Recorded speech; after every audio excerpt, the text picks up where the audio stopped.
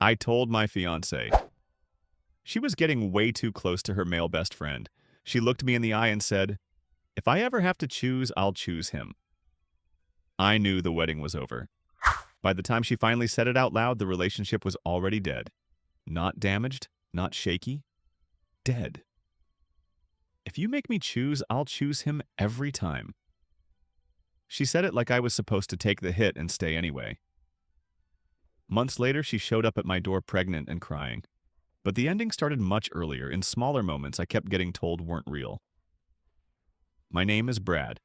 I'm 31, and I work as a residential home inspector in Charleston. My days are simple on paper: early appointments, attics, crawl spaces, foundations, detailed reports people depend on before they make expensive decisions. It's steady work, predictable.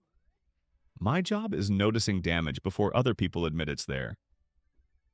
Julia is 29. We'd been together a little over 3 years when this stopped feeling like something I could explain away. We weren't married yet, but the venue was booked, deposits were paid, and she'd been living with me for almost a year in the townhouse I rented before she moved in. I'm posting because I want outside opinions, but also because every time I tried to bring this up, the conversation got turned around until I was defending myself instead of the issue. According to Julia, I wasn't seeing anything real. I was insecure, possessive, threatened by the fact that she had a life before me. According to me, the problem was the pattern. That pattern had a name: Owen. He was 33, single, and exactly the kind of guy who could stay in the middle of your relationship without ever doing one cleanly obvious thing you could quote back later. He wasn't a distant friend. He was built into her week: coffee before work, gym check-ins, late-night calls, random errands that somehow stretched for hours. If she had a bad day, he usually knew before I did. If something good happened, he heard it first. At first, I tried to be reasonable. I met him, stayed polite, included him when it made sense. I'm not the kind of guy who thinks men and women can't be friends. That was never the issue. But friendship and priority aren't the same thing, and after a while it started feeling like I was standing just outside my own relationship, watching someone else get the first version of her attention. What bothered me wasn't obvious flirting. It was ranking. He kept coming first in ways she acted like I was too petty to notice. She canceled on me twice in 1 month because of him. Once because he was having a rough day. Another time because he didn't want to go to an event alone.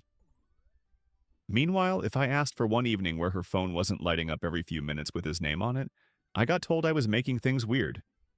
That was her phrase. Making it weird. Not that it was weird he needed access to her all the time. Not that it was weird she defended him faster than she defended us. Just that me noticing it was the real problem. After a while, I started second-guessing myself in this slow, humiliating way. I'd decide to let it go, then catch her smiling down at her phone while we were supposed to be having dinner, and feel that same cold twist in my chest. Not even anger. Something duller. The feeling of realizing someone else has more access to your partner than you do, and you're expected to call that maturity. The night at Tessa's place was when I stopped arguing with my own instincts. That dinner gave me the first real crack in the surface. And the strange part is Owen was the one who made it obvious. I don't think he even realized he did. Tessa lived in one of those renovated older homes near downtown Charleston, the kind that looks casual until you notice every detail has been arranged. There were about 10 people there, mostly her friends, a couple of partners, people moving between the kitchen and living room with drinks in hand. Owen showed up around 20 minutes after we did. Julia changed the second he walked in. Not in some dramatic, movie scene way. That would have been easier. It was smaller than that. Her face sharpened. Her attention shifted. She looked more awake. I stayed the same. I greeted him, shook his hand, asked how he'd been. He gave me that same relaxed, neutral energy he always had, like we were on perfectly normal terms, and any discomfort existed only in my head. That was part of what made this so hard to explain later. There was never one giant line-crossing moment. Just an accumulation. Small things that would sound harmless if you described them one by one. The night settled into the usual rhythm. Food, drinks, little conversations forming and dissolving. Julia drifted toward Owen almost immediately. Again, nothing blatant. Just proximity. They kept ending up side by side in the kitchen, then near the counter, then shoulder to shoulder in the living room, leaning in to talk, showing each other things on their phones. Every time I looked up, they were arranged around each other like the room had quietly made space for them. I made a point not to hover. I talked to other people, kept myself busy, stayed engaged. But I was paying attention now. About an hour in, I realized I'd barely spoken to my own fiancé since we got there. Every time I looked over, she was in another conversation with him. Not group conversation either. Not normal mingling. It was always the two of them, angled slightly away from everyone else like they had their own private current running under the room. Then I walked over to refill my drink and ended up close enough to hear the end of something Owen said. He mentioned a place they used to go all the time. Then he said it hadn't really felt the same since she moved in with me.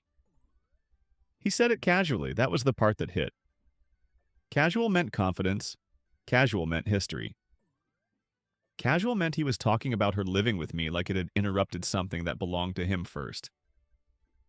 I turned toward Julia before I even thought about it. And in that half second, before she said a word, something in me went completely still.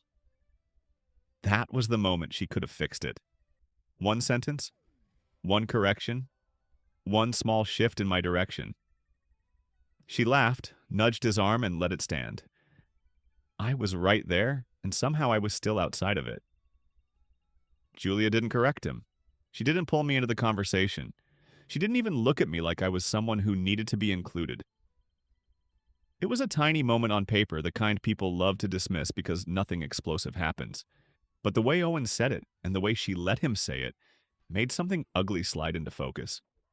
He talked like I'd interrupted an existing arrangement, like her living with me had changed the shape of his life more than it had changed hers. I asked what they were talking about and kept my tone neutral. Julia gave me a quick summary, clipped and incomplete, like she was briefing someone who didn't need the full story because he hadn't really been part of it. Owen added a detail, and somehow that made it worse. He said it with that same easy confidence, filling in shared history like I was a late arrival being caught up on old episodes. I stepped away after that, not to make a scene, not because I was angry enough to do something stupid. I just needed distance long enough to reset and pay attention without getting pulled into their version of normal. Isolated comments can be explained away. Patterns are harder to lie about. Over the next 40 minutes, I watched the same thing happen in different forms. Inside jokes that landed too quickly. References nobody else in the room was supposed to understand. The kind of shorthand people develop when they've spent enough emotional time together that they stop noticing who's being left out. I kept telling myself to stay calm and just observe. That's what I do for work anyway. I don't guess at structural damage because a wall feels off. I look for repeat signs, cracks that line up, doors that don't close right. Tiny evidence pointing to a bigger shift underneath. Then Tessa said something from across the room that changed the weight of everything. She laughed and asked Julia if she was still splitting up her weekends the same way. It was thrown out casually, like a joke people there were expected to understand. A couple of people smiled. Julia reacted too fast. She brushed it off almost before the sentence landed, waved it away, changed the subject. Nobody leaned into it. Nobody explained. That silence did more than the comment itself. Because by then, I'd already started noticing how quickly certain things got covered over whenever they got too close to being said plainly. Like there was a line everybody else understood not to step across, and I was the only one still pretending there wasn't one. I didn't react there. I didn't ask Tessa what she meant. I didn't turn it into a scene people could later call embarrassing or dramatic. I stayed through the rest of dinner. I kept my face neutral. I talked when people talked to me. Then I drove us home with both hands on the wheel and the windows up, while Julia scrolled through her phone like the night had been completely normal. By the time we turned into the driveway, I wasn't confused anymore. I wasn't even angry yet. I was done letting this live in vague territory. Once we got inside the townhouse, I didn't drag it out. It was late, and I've always preferred dealing with things while the details are still sharp, instead of letting them blur into something easier to deny by morning. Julia kicked off her shoes, dropped her bag, went straight into the kitchen, and started checking her phone again like she'd walked in alone. I gave it a minute. Then I asked if we could talk. She sighed before I even finished the sentence. That sigh told me almost everything. Not surprise, not concern, annoyance. The kind that comes from being asked to account for something you've already decided shouldn't be questioned. I kept it simple. I told her I'd been noticing a pattern for a while, and tonight made it impossible to ignore. I said she was getting too close to Owen in ways that didn't feel appropriate for someone who was weeks away from getting married. She didn't hesitate. She leaned back against the counter, crossed her arms, and looked at me like I'd just confirmed something disappointing but expected. Then she said I was being insecure. Not loudly, not emotionally, just flat. Like she was naming a fact about the weather. After that, she added that Owen had been in her life before me, and I needed to respect that instead of trying to compete with it. That word stuck with me. Compete. Because I hadn't asked to be measured against another man. I was her fiancé. I was supposed to be the person building a future with her, not someone trying to earn placement in a hierarchy she refused to admit existed. I told her I wasn't trying to compete with anybody. I was talking about specific behavior, the amount of time they spent together, the constant contact, the way she prioritized him, the way I kept getting pushed to the outside and then blamed for noticing it. I gave examples. From that night, from the last few weeks, the canceled plans, the nonstop messages, the way every boundary somehow turned into me being the problem. She brushed every single one off. Not one example made her pause. Everything became a misunderstanding, something I'd taken the wrong way, something I'd blown out of proportion. She never engaged with the actual substance of what I was saying. She stayed locked on the same strategy the whole time. The issue wasn't what she was doing. It was the fact that I was interpreting it wrong. That kind of conversation does something to you after a while. It makes you start hearing yourself from the outside, wondering whether you sound unstable for reacting to things that are happening right in front of you. It's not confusion exactly, it's erosion. So I stopped arguing around the edges and made it direct. I told her I was not comfortable moving toward marriage if this was what our relationship was going to look like. I said if there were no boundaries here, then there was a real problem. Then I asked her plainly where I stood compared to him. That was the only moment she seemed irritated. Not hurt. Not concerned that she might lose me. Irritated that I had forced the conversation into a shape where she had to answer it clearly. She looked at me for a second and said that if I was going to frame it like a choice, then I needed to be ready for the answer. Then she gave it. No hesitation. No softening. No walk back waiting behind it. She said if I made her choose, she'd choose him every time. It came out almost bored, which somehow made it worse. Like she wasn't saying something devastating. Like she was clarifying something obvious that I should have understood already. After that, I didn't argue. There was nothing left to debate. No hidden meaning to decode. No benefit of the doubt to extend. I'd asked a direct question, and she'd given me a direct answer. Cold, clean, final. I just nodded and said, okay. Then I went upstairs. Not to cool off, not to pace, not to think it through one more time. I already had the information I needed, and what happened next only seemed sudden to her because she'd spent so long assuming I would stay anyway. It only looked sudden from the outside. From where I was standing, it felt overdue. Once she said it, there was nothing left to negotiate. No misunderstanding. No softer version hiding underneath. I went upstairs and started packing her things. Not a symbolic bag. Not some bluff meant to scare her into apologizing. I went room by room and separated her life from mine with the kind of focus that only shows up after something inside you goes still. Drawers, closet, bathroom counter. I folded her clothes, stacked shoes in pairs, bagged up her toiletries, sorted chargers and books and all the little things that build up when someone starts calling a place home. I kept it organized because I wasn't leaving gaps for later. No excuse to come back and drag this out.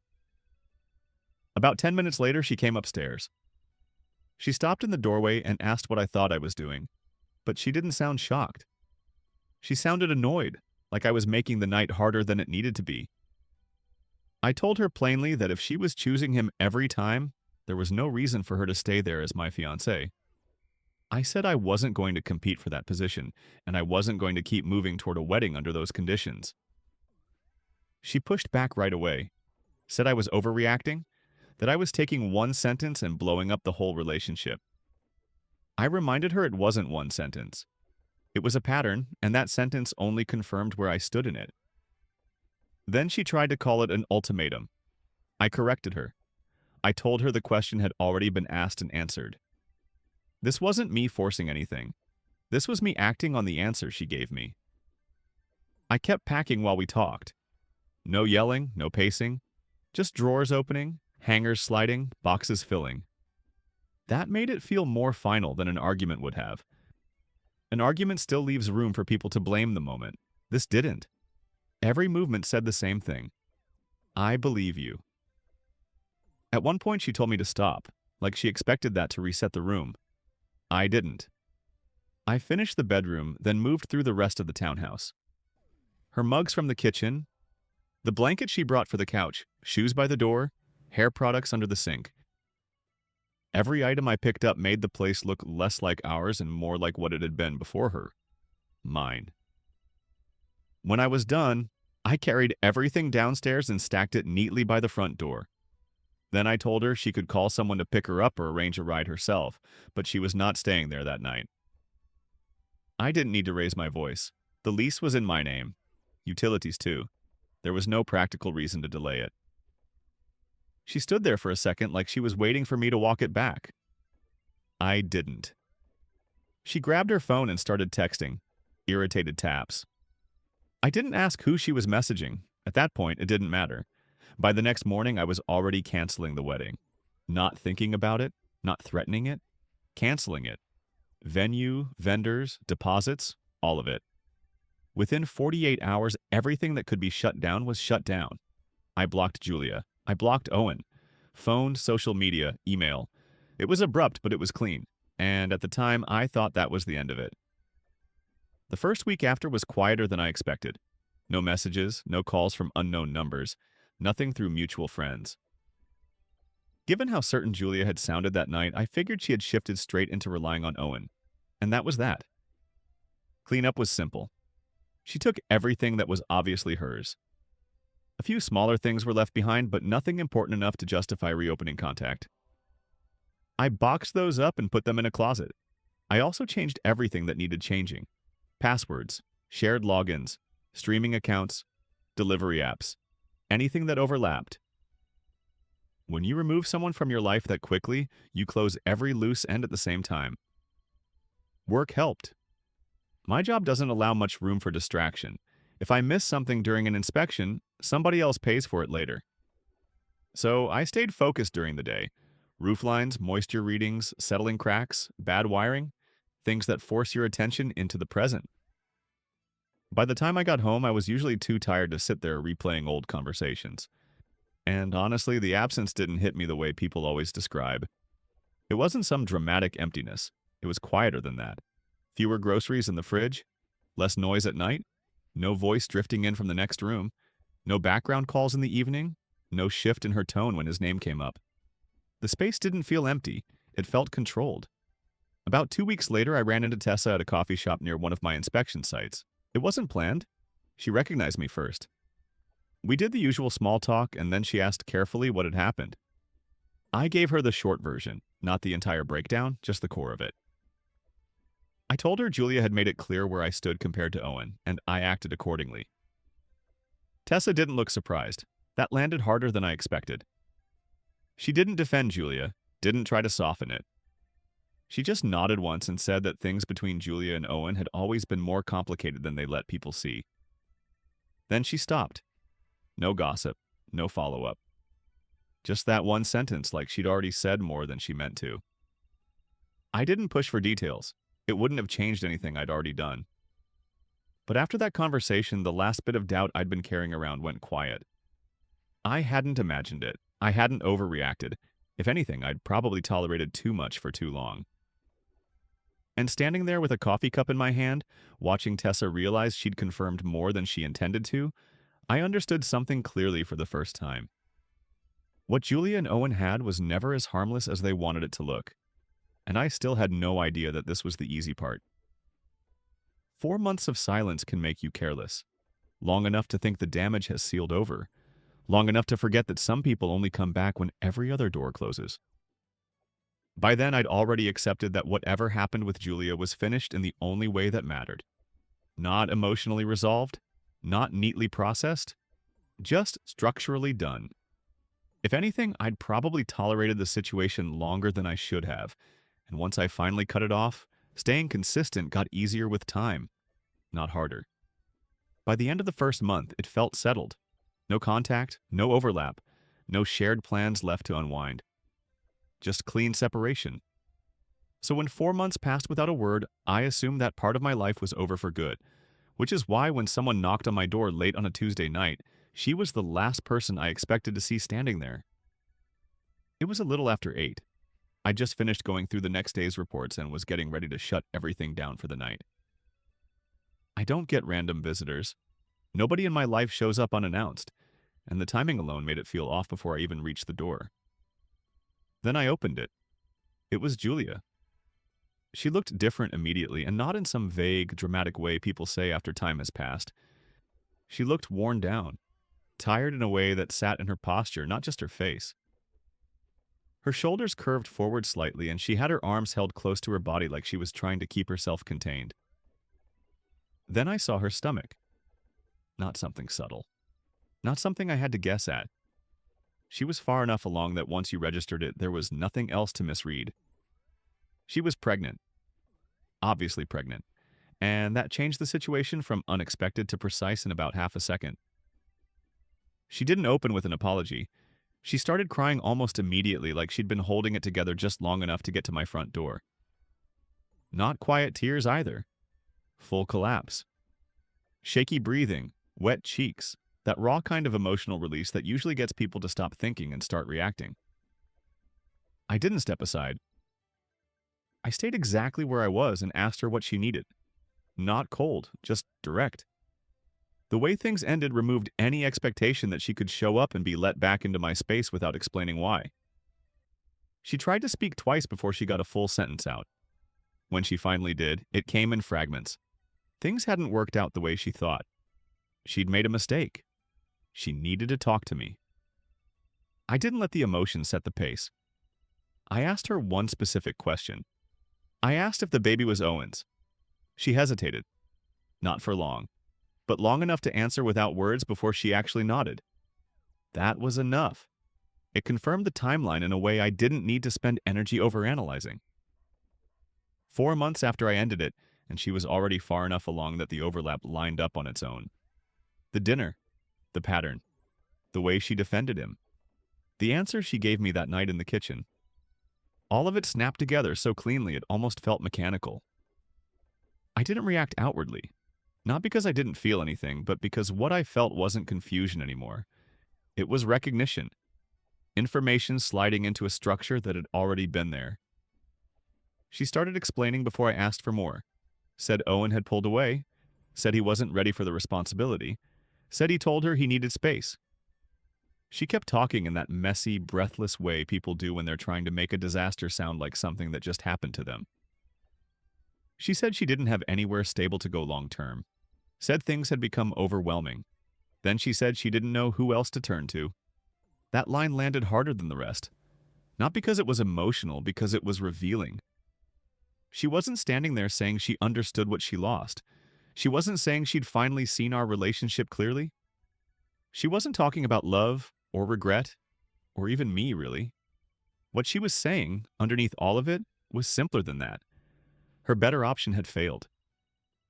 And now she was on my porch, crying at my door, because the bridge she burned had once been dependable.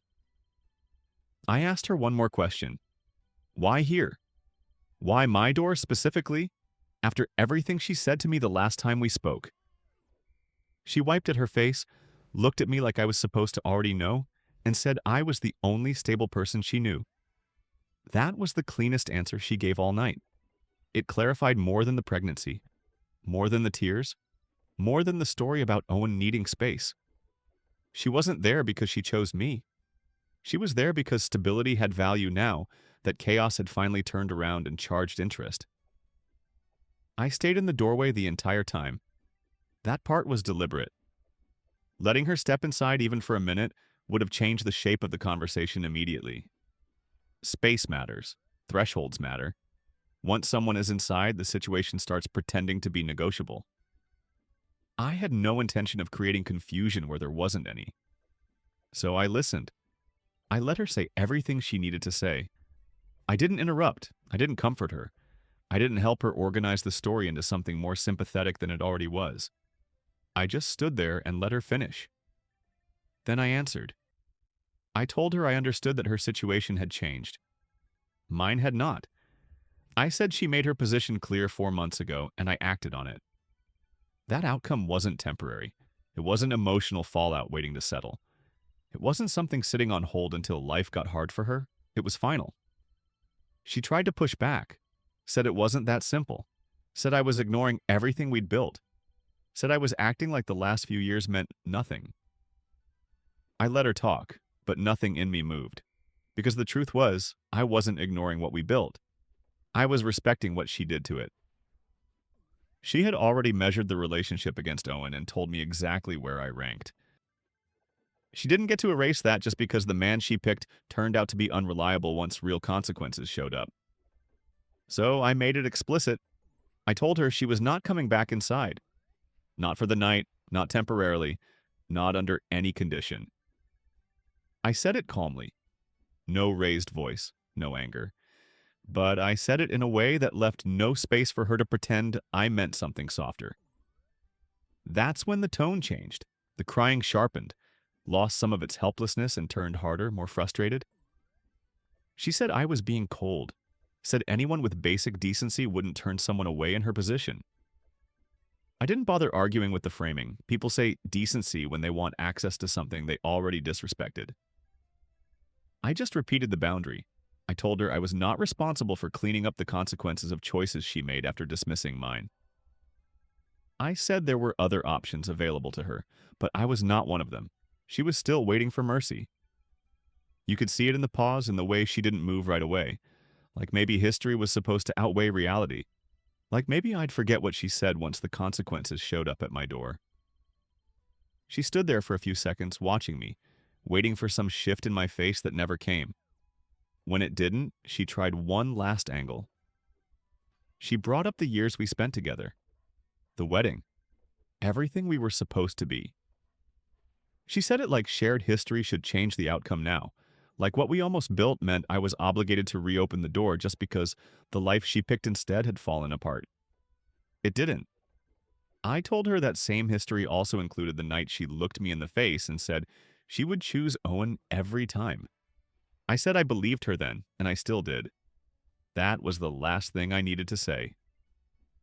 There was a pause after that. Not dramatic. Just a quiet few seconds where the conversation finally ran out of places to hide. She wiped her face, adjusted the strap of her bag, and her expression changed. Not calm, not embarrassed, just flat. Closed. She didn't argue again. She turned around and walked away without saying anything else. I closed the door, locked it, and that was it. No follow-up. No text later that night. No message the next morning. No attempt to circle back and try a softer version of the same appeal. The whole thing ended the same way it began, with a clear decision followed by action. After she left, the house went quiet again, but not in the same way it had the first time. Back then, the silence felt like a break. This time, it felt like confirmation. I didn't reach out to her, and she didn't try to contact me again. No unknown numbers, no emails, nothing through mutual friends. The next few days were uneventful. Work stayed steady. My routine stayed steady. It felt even clearer than before that ending it when I did hadn't just been reasonable. It had been necessary. About a week later, I met up with Tessa again.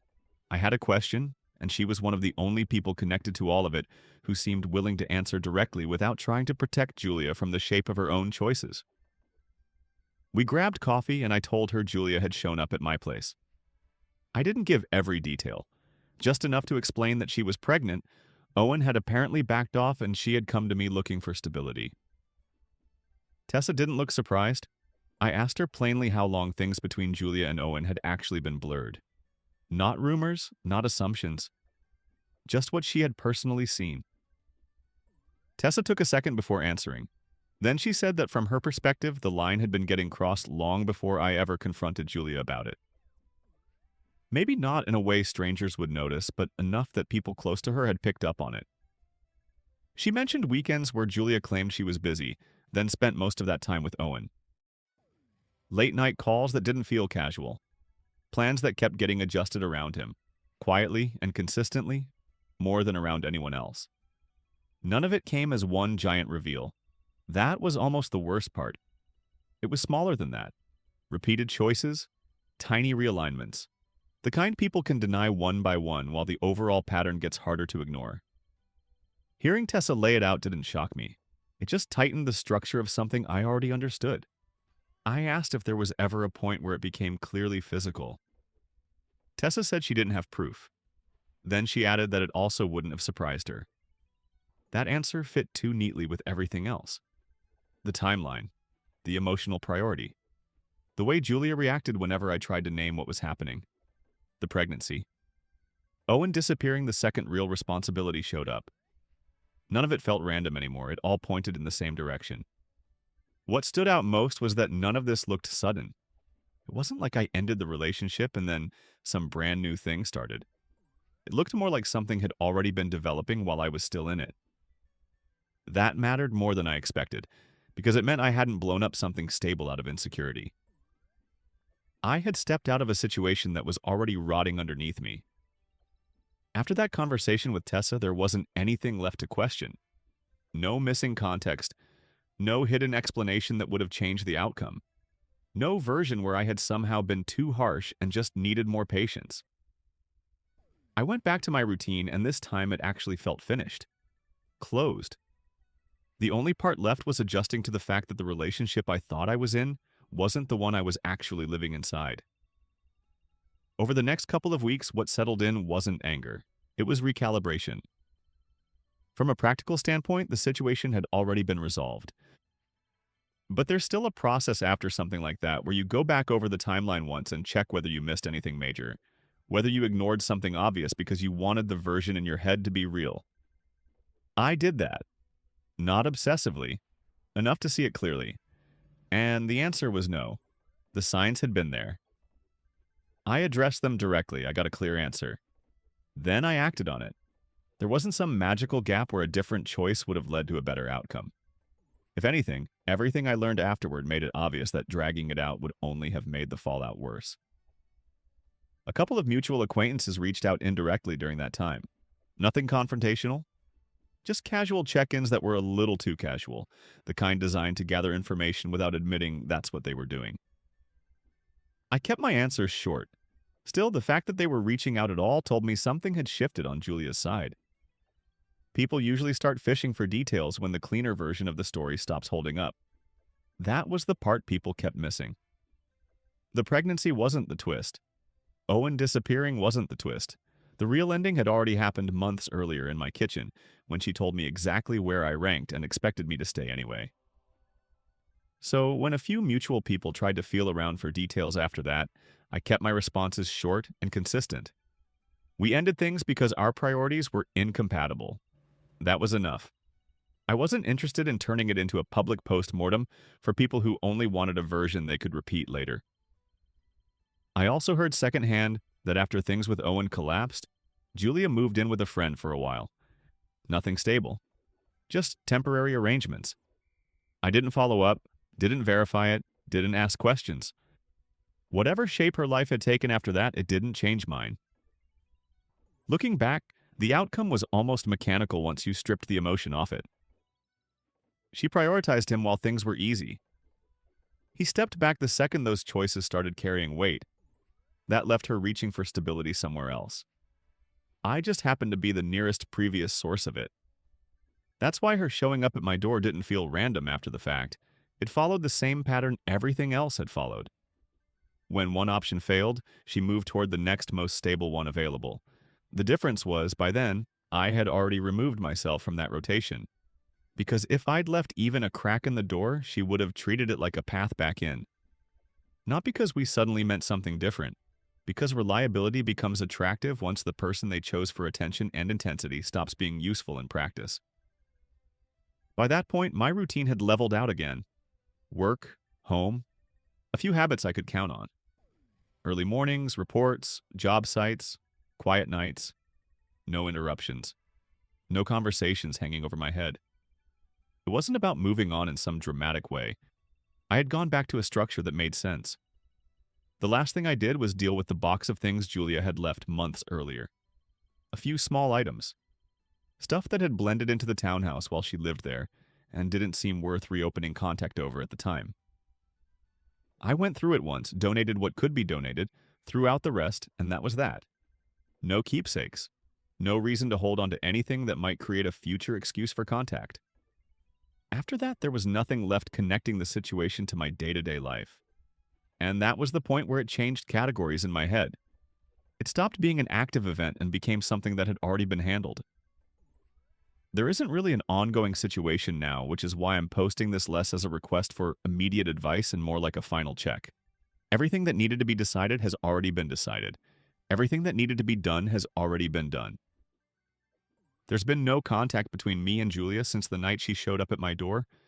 No shared housing, no shared accounts, no wedding plans, no financial overlap.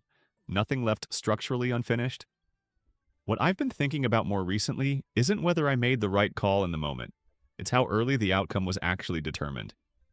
Because looking back, the key moment wasn't her showing up pregnant. It wasn't even that dinner at Tessa's place.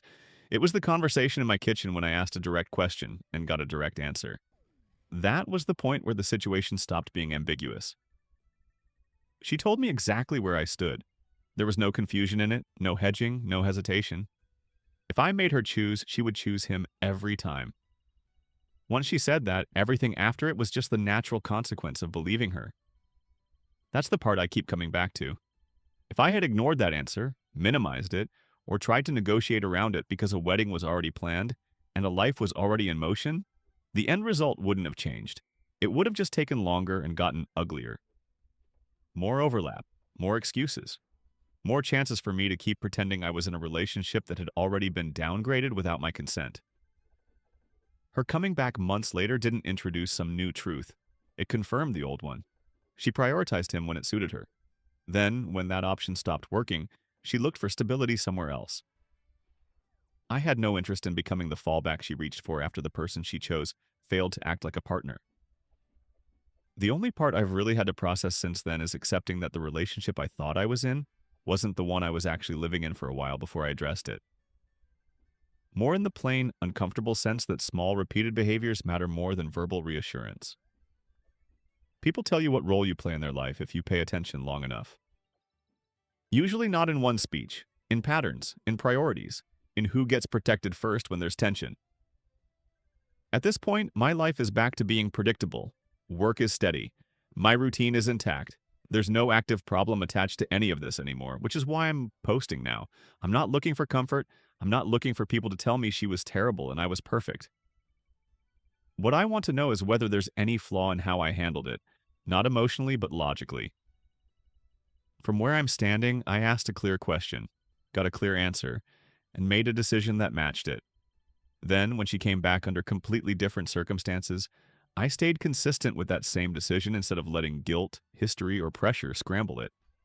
If there's a blind spot in that approach, I'd rather see it now than carry it into whatever comes next. Because the worst part of the whole thing wasn't losing her, it was realizing how long someone can be telling you the truth with their behavior before they finally say it out loud.